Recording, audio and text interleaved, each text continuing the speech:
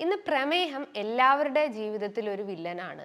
പലരും ഇന്ന് കാലങ്ങളായിട്ട് അതിന് മെഡിസിൻസ് കഴിച്ചുകൊണ്ടിരിക്കുന്നുണ്ടാവും. അപ്പം പലരും ചോദിക്കുന്നത് ഈ മരുന്നിൻ്റെ ഇൻടേക്ക് കുറയ്ക്കാൻ എന്താണ് ഡോക്ടറെ വഴി?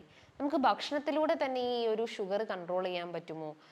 എന്തെങ്കിലും വ്യായാമങ്ങൾ കാര്യങ്ങളൊക്കെ നമ്മൾ ഇതിന് ഫോളോ ചെയ്യേണ്ടതായിട്ടുണ്ടോ എന്ന് ഒരുപാട് രോഗികൾ ചോദിക്കാറുണ്ട്.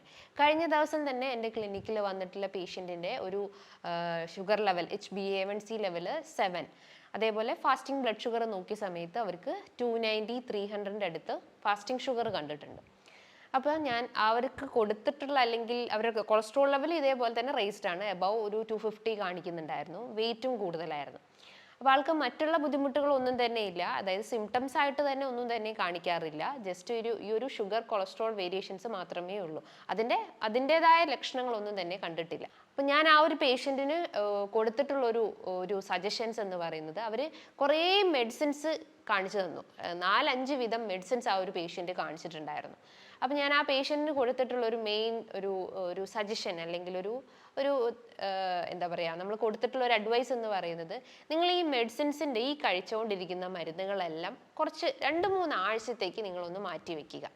ജസ്റ്റ് നമ്മളൊന്ന് സ്റ്റാർട്ട് ചെയ്ത് നോക്കാം, എന്താണ് മരുന്നില്ലാതെ തന്നെ നമുക്ക് ഈ ഒരു ഷുഗറിനെ മാറ്റിയെടുക്കാൻ പറ്റുമോ എന്ന് ഞാൻ അവർക്കൊരു ഐഡിയ കൊടുത്തു. അപ്പോൾ അവർ അതേപോലെ തന്നെ 2 ആഴ്ച മരുന്നില്ലാതെ നമ്മൾ വെറും ഒരു ഡയറ്റ് പ്ലാൻ മാത്രം അവർക്ക് കൊടുത്തു. അപ്പോൾ ആ ഒരു പേഷ്യൻറ്റിന് കൊടുത്തിട്ടുള്ള ഒരു ഡയറ്റ് പ്ലാൻ ആണ് ഞാൻ ഇന്നത്തെ വീഡിയോയിലൂടെ ഒന്ന് ഡിസ്കസ് ചെയ്യുന്നത്. ഹായ്, ഞാൻ doctor Juhi Das, QNB health കെയറിലെ ഹോമിയോപ്പതിക് ഫിസിഷ്യനാണ്.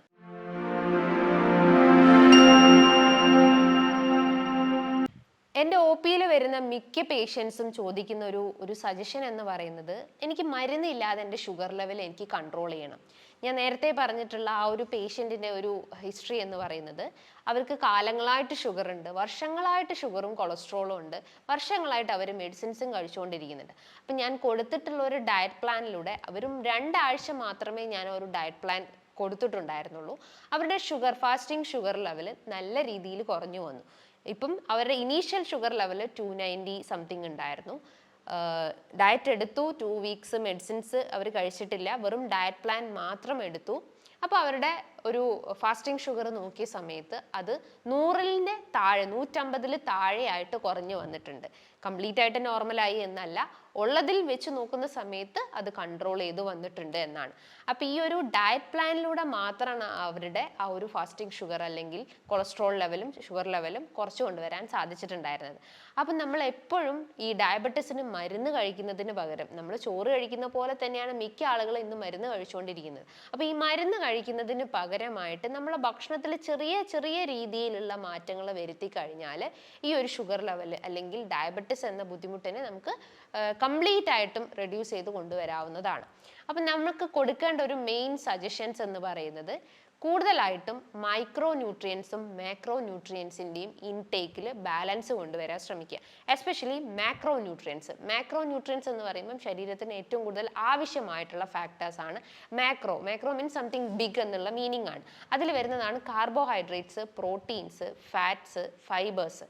ഇതാണ് മെയിൻലി മാക്രോ ന്യൂട്രിയൻസിൽ വരുന്നത്. അപ്പോൾ കാർബോഹൈഡ്രേറ്റ്സ് എന്ന് പറയുമ്പോൾ അന്നജം, മിക്ക ആളുകളും കഴിച്ചുകൊണ്ടിരിക്കുന്നതാണ് ഈ അന്നജം എന്ന് പറയുന്നത്. നമ്മൾ കഴിക്കുന്ന ചോറ്, ബേക്കറി പലഹാരങ്ങൾ, ഫ്രൂട്ട് ജ്യൂസസുകൾ, ഇതിലെല്ലാം ഷുഗർ ലെവൽ അല്ലെങ്കിൽ അന്നജം അടങ്ങിയിട്ടുണ്ട്. ഇനി ഫാറ്റ്സ് എന്ന് പറയുമ്പോൾ മിക്ക ആളുകളും ഹെൽത്തി ഫാറ്റ്സിന് പകരം അൺഹെൽത്തി ഫാറ്റ്സ് ആണ് കഴിച്ചുകൊണ്ടിരിക്കുന്നത്. വറുത്തു പൊരിച്ച ആഹാരങ്ങളും സ്പൈസി ആയിട്ടുള്ള ആഹാരങ്ങളും കൂടുതൽ മസാലയും ഓയിലും ഒക്കെ ചേർത്തിട്ടുള്ള വെജിറ്റബിൾ ഓയിൽ ആഡ് ചെയ്തിട്ടുള്ള ആഹാരങ്ങളാണ് കഴിച്ചുകൊണ്ടിരിക്കുന്നത്. അതേപോലെ തന്നെ പ്രോട്ടീൻ ഒക്കെ ആണെങ്കിലും പ്രോട്ടീൻ്റെ ഇൻടേക്ക് വളരെ കുറവാണ്. ഈ അൺഹെൽത്തി ഫാറ്റ്സും അതേപോലെ തന്നെ കാർബോഹൈഡ്രേറ്റ്സിൻ്റെയും കോമ്പിനേഷനാണ് മിക്ക ആളുകളുടെയും ഡയറ്റിൽ ഉണ്ടാവുന്നത്. അപ്പം നമ്മൾ എന്താണ് ചെയ്യേണ്ടത്? ഈ മാക്രോ ന്യൂട്രിയൻസ് നമുക്ക് ശരീരത്തിന് ആവശ്യമായിട്ടുള്ളതാണ്. അപ്പോൾ കാർബോഹൈഡ്രേറ്റ്സിൻ്റെ അളവ് നമ്മൾ ഒരു നേരം മാത്രമാക്കി കുറയ്ക്കാൻ ശ്രമിക്കുക.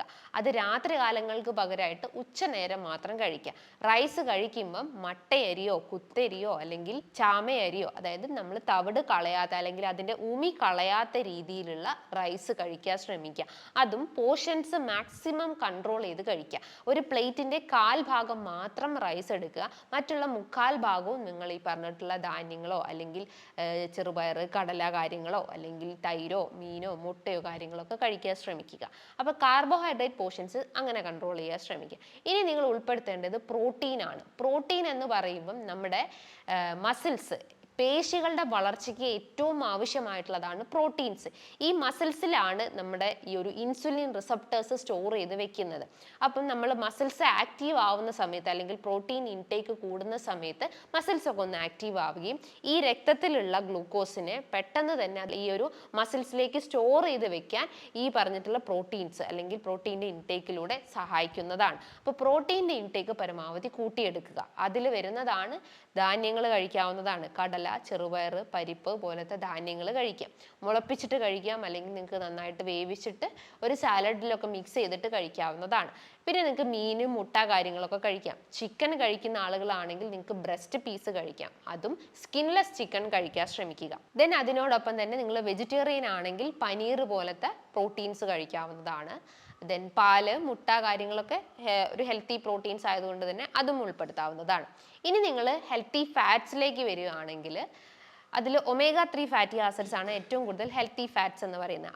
അത് ഈ പറഞ്ഞിട്ടുള്ള നട്ട്സുകളിൽ ധാരാളം അടങ്ങിയിട്ടുണ്ട്. പക്ഷേ നമ്മൾ ഹെൽത്തി ഫാറ്റ്സ് ആണെന്ന് കരുതിയിട്ട് കാഷ്യൂ അധികം എടുക്കരുത്.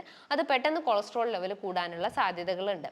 അപ്പോൾ നമ്മൾ നട്ട്സുകൾ നന്നായിട്ട് കഴിക്കുക. അതിൽ വാൽനട്ട് കഴിക്കാം, പിസ്ത കഴിക്കാവുന്നതാണ്, ബദാം കഴിക്കാവുന്നതാണ്, ബെറീസ് നന്നായിട്ട് കഴിക്കുക. അതൊക്കെ ഇൻഫ്ലമേഷൻസ്, ശരീരത്തിൽ ഉണ്ടാവുന്ന നീർക്കെട്ടുകൾ, വേദനകൾ, സ്വെല്ലിങ് കാര്യങ്ങളൊക്കെ കുറച്ച് കൊണ്ടുവരാവുന്നതാണ്. അപ്പോൾ ഈ ഒരു കോമ്പിനേഷൻസ്, അതായത് ഹെൽത്തി ഫാറ്റ്സ്, പ്രോട്ടീൻസ്, അതേപോലെ തന്നെ കാർബോഹൈഡ്രേറ്റ്സ് കോമ്പിനേഷൻസ് എപ്പോഴും മെയിൻറ്റെയിൻ ചെയ്യാൻ ശ്രമിക്കുക. ഇനി നിങ്ങൾ ഫൈബറിൻ്റെ കേസ് നോക്കുന്ന സമയത്ത് ഫൈബറിൻ്റെ ഫങ്ഷനിങ് എന്താണ്? നമ്മുടെ ശരീരത്തിൽ ഉണ്ടാവുന്ന ഭക്ഷണത്തിന് അല്ലെങ്കിൽ ദഹനത്തിന് ഏറ്റവും കൂടുതൽ ഡൈജസ്റ്റ് ചെയ്യാൻ സഹായിക്കുന്നതാണ് ഫൈബർ എന്ന് പറയുന്നത്. അതിനോടൊപ്പം തന്നെ നമ്മുടെ ദഹനം കുറച്ചൊന്ന് ഇമ്പ്രൂവ് ചെയ്യാനും വെയിറ്റ് കുറയ്ക്കാനും ശരീരത്തിൽ ഉണ്ടാവുന്ന നീർക്കെട്ടുകളെ കുറയ്ക്കാനും കൊഴുപ്പിനെ അലിയിച്ച് കളയാനൊക്കെ സഹായിക്കുന്നതാണ് ഫൈബർ ഫംഗ്ഷൻ എന്ന് പറയുന്നത്. അപ്പോൾ നാരുകൾ ചേർന്നിട്ടുള്ള ആഹാരങ്ങൾ ധാരാളം കഴിക്കുക. പച്ചക്കറികളിലൊക്കെ നിങ്ങൾക്ക് മുരിങ്ങാക്കായ കഴിക്കാവുന്നതാണ്, ക്യാരറ്റ് കഴിക്കാം, ബീട്രൂട്ട് കഴിക്കാവുന്നതാണ്, കോളിഫ്ലവർ, ബ്രൊക്കോളി, ക്യാബേജ്, ചീര, മുരിങ്ങയില ഇതൊക്കെ ധാരാളം ഉൾപ്പെടുത്തുക. കിഴങ്ങ് വർഗ്ഗങ്ങൾ പരമാവധി കുറയ്ക്കുക. അതിൽ ഫൈബർ ക്വാളിറ്റി ഇല്ല, പ്രോട്ടീൻസ് ഇല്ല, ഫാറ്റ്സുകളില്ല. കൂടുതലും അന്നജം, കാർബോഹൈഡ്രേറ്റ്സ് ആണ് അതിൽ അടങ്ങിയിട്ടുള്ളത്. ഇപ്പം നമ്മൾക്ക് പൊട്ടാറ്റോ അല്ലെങ്കിൽ സ്വീറ്റ് പൊട്ടാറ്റോ, ദെൻ മറ്റുള്ള കിഴങ്ങ് വർഗ്ഗങ്ങളിലൊക്കെ ധാരാളം ഈ പറഞ്ഞിട്ടുള്ള കാർബോഹൈഡ്രേറ്റ്സ് അടങ്ങിയിട്ടുണ്ട്. അപ്പോൾ അതിൻ്റെ ഇൻടേക്ക് പരമാവധി കുറച്ച് കൊണ്ടുവരിക. അതേപോലെ തന്നെ ഞാൻ വിട്ടുപോയ ഒരു കാര്യമാണ്, നമ്മളിപ്പോൾ പ്രോട്ടീൻ എടുക്കണം എന്ന് പറഞ്ഞു. ഈ പ്രോട്ടീൻ എന്ന കോമ്പിനേഷൻ എടുക്കുന്ന സമയത്ത് 30-30-30 ഈ ഒരു റേഷ്യോ, അതായത് 30 ഗ്രാം നമ്മൾ ബ്രേക്ക്ഫാസ്റ്റിന് കഴിക്കുക, 30 ഗ്രാം നമ്മൾ ലഞ്ചിന് കഴിക്കുക, 30 ഗ്രാം നമ്മൾ ഡിന്നറിൽ കഴിക്കുക. ഈ ഒരു പാറ്റേൺ ഓഫ് ഈറ്റിംഗ് നമ്മൾ ഡെയിലി ഫോളോ ചെയ്ത് കഴിഞ്ഞാൽ നമ്മൾ ഷുഗർ ലെവൽ കൺട്രോൾ ചെയ്യാൻ സാധിക്കുന്നതാണ്. പക്ഷേ എക്സെപ്ഷൻസ് എന്ന് പറയുമ്പോൾ നിങ്ങൾക്കിപ്പം വൃക്ക സംബന്ധമായിട്ടുള്ള പ്രശ്നങ്ങളോ യൂറിക് ആസിഡ് പ്രശ്നങ്ങളോ ഒക്കെ ഉണ്ടെങ്കിൽ അത് അതിൻ്റെതായ രീതിയിൽ ബാലൻസ് ചെയ്ത് കൊണ്ടുവരാൻ ശ്രമിക്കുക. ഇനി നിങ്ങളെ ഡയറ്റ് പ്ലാൻ, അതായത് മാക്രോ ന്യൂട്രിയൻസിൽ ഉൾപ്പെടുത്തേണ്ട ആഹാരങ്ങൾ നിങ്ങൾക്ക് ഇതിൽ നിന്ന് മനസ്സിലായി. ഇനി നിങ്ങൾ ഉൾപ്പെടുത്തേണ്ടത് എക്സസൈസ് പോർഷൻസ് ആണ്. എക്സസൈസ് എന്ന് പറയുമ്പം നമുക്കറിയാം, നമ്മുടെ മസിൽസ് ഒക്കെ ഒന്ന് ആക്റ്റീവ് ആക്കണമെങ്കിൽ നമ്മൾ ബോഡി മൂവ്മെന്റ്സ് ആവശ്യമാണ്. ഒരു 15 മിനിറ്റ്സ് അല്ലെങ്കിൽ 13 മിനിറ്റ്സ് അല്ലെങ്കിൽ 35 മിനിറ്റ്സ് എങ്കിലും നമ്മൾ നന്നായിട്ട് വർക്കൗട്ടുകൾ ചെയ്യണം എന്ന് പറയുന്നുണ്ട്. അപ്പം ഈ മസിൽസിൽ സ്റ്റോർ ചെയ്ത് വെക്കുന്നതാണ് ഇൻസുലിൻ റിസപ്റ്റേഴ്സ്, അല്ലെങ്കിൽ ഗ്ലൈക്കോജൻ ഫോമിലാണ് നമ്മൾ ഗ്ലൂക്കോസിനെ മസിൽസിൽ സ്റ്റോർ ചെയ്ത് വെക്കുന്നത്. അപ്പം ഈ രക്തത്തിൽ ഉണ്ടാവുന്ന ഗ്ലൂക്കോസിനെ പെട്ടെന്ന് മസിൽസിലേക്ക് എത്തിക്കാൻ സഹായിക്കുന്ന ഒരു വേ ഓഫ് മെത്തേഡ് എന്ന് പറയുന്നത് ഈ ഒരു മസിൽ മൂവ്മെന്റ്സ് ആണ്. ഈ ഒരു GLUT4, AMPK പോലത്തെ എൻസൈംസിന്റെ സഹായത്തോടു കൂടിയാണ് ഈ ഒരു ഇൻസുലിൻ റിസപ്റ്റേഴ്സ് അല്ലെങ്കിൽ ഗ്ലൂക്കോസിന്റെ ലെവൽ നമ്മുടെ ശരീരത്തിൽ നിയന്ത്രിച്ചു കൊണ്ടുവരുന്നത്. അപ്പോൾ ആ ഒരു എൻസൈംസിനെ ആക്റ്റീവ് ആക്കണമെങ്കിൽ ഈ മസിൽ മൂവ്മെന്റ്സ് അത്യാവശ്യമായിട്ടുള്ളതാണ്. അപ്പോൾ നമ്മൾ ഭക്ഷണത്തിന്റെ ഒരു 10-15 മിനിറ്റ് മുന്നേ ഒരു നടത്തം നന്നായിട്ട് ചെയ്യുക, അല്ലെങ്കിൽ ജസ്റ്റ് ഒരു ജമ്പിങ് അല്ലെങ്കിൽ ഒരു സ്കിപ്പിംഗ് പോലത്തെ കാര്യങ്ങൾ ചെയ്യാൻ ശ്രമിക്കുക. അല്ലെങ്കിൽ ഭക്ഷണം കഴിച്ച് ഒരു 10 മിനിറ്റ് കഴിഞ്ഞിട്ട് ചെറിയൊരു നടക്കം, ഒരു ബ്രിസ്ക് വാക്കിംഗ് ചെയ്യാൻ ശ്രമിക്കുക. അപ്പോൾ ഈ വർക്കൗട്ട് ചെയ്യുന്ന സമയത്ത് ആ ഒരു ഗ്ലൂക്കോസ് ലെവൽ നമുക്ക് കൺട്രോൾ ചെയ്യാൻ സഹായിക്കുന്നതാണ്. ഇനി മൂന്നാമത്തെ ഒരു ഫാക്ടർ എന്ന് പറയുന്നത് നമ്മുടെ ഈറ്റിംഗ് ടൈം, അല്ലെങ്കിൽ നമ്മുടെ ആ ഒരു ഭക്ഷണത്തിൻ്റെ സമയം എത്രത്തോളം ഇമ്പോർട്ടൻ്റ് ആണെന്ന് അറിയോ? നമ്മളിപ്പോൾ രാവിലെ ബ്രേക്ക്ഫാസ്റ്റ് സ്കിപ്പ് ചെയ്തിട്ട് ഉച്ചയ്ക്ക് നല്ല വയറ് നിറച്ച് കഴിക്കുക. അതിനെക്കാട്ടും കൂടുതലായിട്ട് നമ്മൾ ഡിന്നർ കഴിക്കുമ്പം ബോഡി ഒരു റിവേഴ്സ് പ്രോസസ്സിലേക്കാണ് പോകുന്നത്. അപ്പോൾ ഡിന്നർ മാക്സിമം അളവ് കുറയ്ക്കുക. ലഞ്ച് ടൈം ആണെങ്കിൽ ഡിന്നറിനെക്കാട്ടും ഒരു 10 മടങ്ങ് കൂടുതൽ എടുക്കുക. ഇപ്പോൾ ബ്രേക്ക്ഫാസ്റ്റ് ആണെങ്കിൽ ഈ ലഞ്ചിനെക്കാട്ടും ഒരു സ്റ്റെപ്പ് മുന്നിലേക്കായിട്ട് അല്ലെങ്കിൽ ഒരളവ് കൂടുതലായിട്ട് ബ്രേക്ക്ഫാസ്റ്റ് കഴിക്കുക. നമ്മളിപ്പോൾ ഒരു ഡിസെൻഡിങ് ഓർഡറിൽ വേ ഓഫ് ഈറ്റിംഗ് ശ്രദ്ധിച്ചാൽ മതി. ആദ്യം നമ്മൾ വലുത് ആഹാരം കഴിക്കുക, അല്ലെങ്കിൽ നല്ല ഹെവി ആയിട്ട് ബ്രേക്ക്ഫാസ്റ്റ് കഴിക്കുക. പിന്നെ അതിൻ്റെ കുറച്ചൊരളവിൽ ലഞ്ച് കഴിക്കുക. പിന്നെ അതിനേക്കാളും കുറച്ചൊരളവിൽ ഡിന്നർ കഴിക്കുക. ഇങ്ങനെ വേ ഓഫ് ഈറ്റിംഗ് നമ്മൾ ഡെയിലി ഫോളോ ചെയ്ത് കഴിഞ്ഞാൽ തന്നെ നമുക്ക് നല്ല രീതിയിൽ ഷുഗർ സ്പൈക്ക് കുറച്ച് കൊണ്ടുവരാൻ സാധിക്കുന്നതാണ്. അപ്പം രാത്രി കാലങ്ങളിൽ അളവ് കുറയ്ക്കുക. ഉറങ്ങുന്നതിൻ്റെ 2 മണിക്കൂർ മുന്നേ ആയിട്ട് ഭക്ഷണം കഴിക്കാൻ ശ്രമിക്കുക. അതും ലൈറ്റ് ആയിട്ടുള്ള ഫുഡ് മാത്രം ഫോളോ ചെയ്യുക. ഇനി നിങ്ങൾ ശ്രദ്ധിക്കേണ്ട ഒരു മെത്തേഡ് എന്ന് പറയുന്നത് 1 ഗ്രെയിൻ ഡയറ്റ്. 1 ഗ്രെയിൻ എന്ന് പറയുമ്പം ഒരു നേരം മാത്രം ഗ്രെയിൻസ് അല്ലെങ്കിൽ ധാന്യങ്ങൾ കഴിക്കുക. അതിൽ ഞാൻ പറഞ്ഞിട്ടുള്ള റൈസ് ഒരു നേരം മാത്രം കഴിക്കാൻ ശ്രമിക്കുക. ഇനി 5-മത്തൊരു മെത്തേഡ് എന്ന് പറയുന്നത് ന്യൂട്രീഷണൽ സപ്പോർട്ടാണ്, അല്ലെങ്കിൽ മൈക്രോ ന്യൂട്രിയൻസിന്റെ സപ്പോർട്ട്. നേരത്തെ നമ്മൾ മൈക്രോ ന്യൂട്രിയൻസ് ഡിസ്കസ് ചെയ്തു. ഇനി നമ്മൾ മൈക്രോ ന്യൂട്രിയൻസ് ഉൾപ്പെടുത്തണം, എസ്പെഷ്യലി വൈറ്റമിൻസ്. അതിൽ വൈറ്റമിൻ ഡി, വൈറ്റമിൻ ബി കോംപ്ലക്സുകൾ, ദെൻ മെഗ്നീഷ്യം, സിങ്ക്, സെലീനിയം. ഈ ഡയബറ്റിക് റിലേറ്റ് ചെയ്തിട്ടുള്ള ആളുകൾക്കൊക്കെ ന്യൂറോപ്പതി, റെറ്റിനോപ്പതി, നെഫ്രോപ്പതി, അതായത് വൃക്ക സംബന്ധമായിട്ടും തരിപ്പ് സംബന്ധമായിട്ടും കാഴ്ചക്കുറവിന്റെ ബുദ്ധിമുട്ടുകളൊക്കെ ഡയറക്റ്റ് ആയിട്ട് റിലേഷൻസ് കാണിക്കുന്നുണ്ട്. അപ്പോൾ അവിടെയൊക്കെ നമ്മൾ ഭക്ഷണം ക്രമീകരിച്ചാൽ മാത്രം പോരാ, നമ്മളൊരു ന്യൂട്രീഷണൽ സപ്പോർട്ടും വേണം.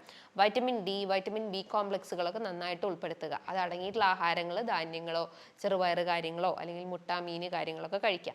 മെഗ്നീഷ്യം നമ്മുടെ മസിൽ ഡെവലപ്മെന്റ്സിന് നല്ലതാണ്, മസിൽ സ്ട്രെങ്തനിങ്ങിനൊക്കെ നല്ലതാണ്. സിങ്ക്, സെലീനിയം പോലത്തെ മൈക്രോ ന്യൂട്രിയൻസ് ഉൾപ്പെടുത്തുക. സെലീനിയം എന്ന് പറയുമ്പം ഈ ഒരു ഇൻഫെർട്ടിലിറ്റി, വന്ധ്യതയുടെ ബുദ്ധിമുട്ടുകൾ അല്ലെങ്കിൽ ഡയബറ്റിക് റിലേറ്റ് ചെയ്തിട്ടുള്ള സെക്ഷൽ കംപ്ലയിൻസിനൊക്കെ സെലീനിയം അടങ്ങിയിട്ടുള്ള ആഹാരങ്ങൾ കഴിക്കണം.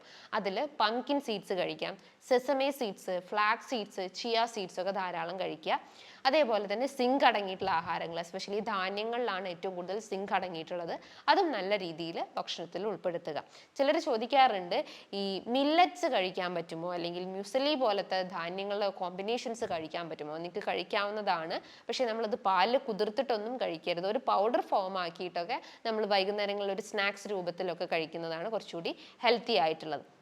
അതേപോലെ തന്നെ നമുക്ക് ജാഗരി, ഹണി, പഞ്ചസാര, ഇതൊക്കെ നമുക്ക് ഒരേപോലെ ഒഴിവാക്കേണ്ട കാര്യങ്ങളുണ്ടോ, അല്ലെങ്കിൽ കംപ്ലീറ്റ് ആയിട്ടും ഒഴിവാക്കണോ, അല്ലെങ്കിൽ ഉൾപ്പെടുത്തേണ്ടതായിട്ടുണ്ടോ എന്ന് ചോദിക്കാറാണ്.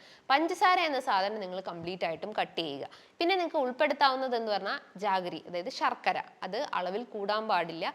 ഓൾമോസ്റ്റ് 3ലും ഈക്വൽ കലോറി ആയതുകൊണ്ട് തന്നെ ചില മൈക്രോ ന്യൂട്രിയൻസിന്റെ ഒരു വേരിയേഷൻസ് ഉള്ളത് കൊണ്ടാണ് ഒന്ന് ഹെൽത്തി, അതായത് ജാഗരി ഹെൽത്തി ആണെന്ന് പറയുന്നത്. പക്ഷെ നമ്മൾ അളവിൽ കൂടിക്കഴിഞ്ഞാൽ അത് ബുദ്ധിമുട്ടുണ്ടാക്കുന്നതാണ്. ആഴ്ചയിൽ ഒരു ദിവസമൊക്കെ നമുക്ക് സ്നാക്സിന്റെ കൂടെയൊക്കെ ഇപ്പം നമ്മൾ അവിലൊക്കെ കഴിക്കുന്ന സമയത്തൊക്കെ ആയാലും അതിൻ്റെ കൂടെയൊക്കെ മിക്സ് ചെയ്ത് കഴിക്കാവുന്നതാണ്, പക്ഷെ അളവിൽ കൂടരുത്. ഹണി ആണെങ്കിൽ നമ്മൾ ഡെയിലി എടുക്കരുത്. 1 ടീസ്പൂൺ ഹണി എന്ന് പറയുമ്പോൾ ഏകദേശം 150 കിലോ കലോറീസ് അതിൽ അടങ്ങിയിട്ടുണ്ട്. അപ്പോൾ അത്രയും കലോറിഫിക് വാല്യൂ ഉള്ളത് കൊണ്ട് തന്നെ ഡെയിലി ബേസിസിൽ കഴിക്കരുത്. ആഴ്ചയിൽ ഒരു ദിവസം അല്ലെങ്കിൽ 2 ആഴ്ച കൂടുമ്പോൾ ഹണി കഴിക്കാവുന്നതാണ്. ചിലർക്കൊക്കെ ഉള്ള ഒരു ശീലം എന്ന് പറഞ്ഞാൽ ഈ നട്ട്സുകൾ ഹണിയായിട്ട് മിക്സ് ചെയ്ത് കഴിക്കുന്ന ശീലങ്ങൾ. ഓൾറെഡി നമ്മളെ നട്ട്സുകളിൽ ഹെൽത്തി ഫാറ്റ്സുകൾ ഉണ്ട്, കൊഴുപ്പുകൾ കാര്യങ്ങളൊക്കെ ഉണ്ട്. അപ്പോൾ ഹണി എന്ന് പറയുമ്പോൾ ഇതിൽ നല്ല ഇനം കൊഴുപ്പുകൾ കാര്യങ്ങളുണ്ട്. ഇത് രണ്ടും കൂടി കമ്പൈൻ ചെയ്യുമ്പോൾ ഒരു ഹൈ കലോറിയാണ് നമ്മുടെ ശരീരത്തിലേക്ക് എൻ്റർ ചെയ്യുന്നത്. അപ്പോൾ ഒരിക്കലും നട്ട്സുകൾ ഈ ഹണി കോമ്പിനേഷൻസിൽ മിക്സ് ചെയ്യാൻ പാടില്ല. നട്ട്സുകൾ ആ ഒരു ഫ്രീ ഫോമിൽ തന്നെ കഴിക്കാൻ ശ്രമിക്കുക. അപ്പോൾ ഈ ഒരു മെത്തേഡ് ഓഫ് ഈറ്റിംഗ് ഡെയിലി നിങ്ങൾ ഫോളോ ചെയ്യാൻ ശ്രമിക്കുക. അതിനോടൊപ്പം തന്നെ നല്ലൊരു ഉറക്കം, സ്ട്രെസ് കൺട്രോൾ ചെയ്യുക, നല്ലൊരു വാട്ടർ ഇൻടേക്ക് ഒക്കെ മെയിൻറ്റെയിൻ ചെയ്ത് കഴിഞ്ഞാൽ തന്നെ ഷുഗർ നമുക്ക് ബാലൻസ് ചെയ്ത് കൊണ്ടുവരാവുന്നതാണ്. സോ ഇതുമായി ബന്ധപ്പെട്ട് എന്തെങ്കിലും ഡൗട്ട്സ് കാര്യങ്ങളൊക്കെ ഉണ്ടെങ്കിൽ താഴെ കാണുന്ന നമ്പറിൽ കോൺടാക്ട് ചെയ്യാവുന്നതാണ്. നല്ലൊരു ഹെൽത്ത് ടോപ്പിക്കുമായി വീണ്ടും കാണാം. താങ്ക്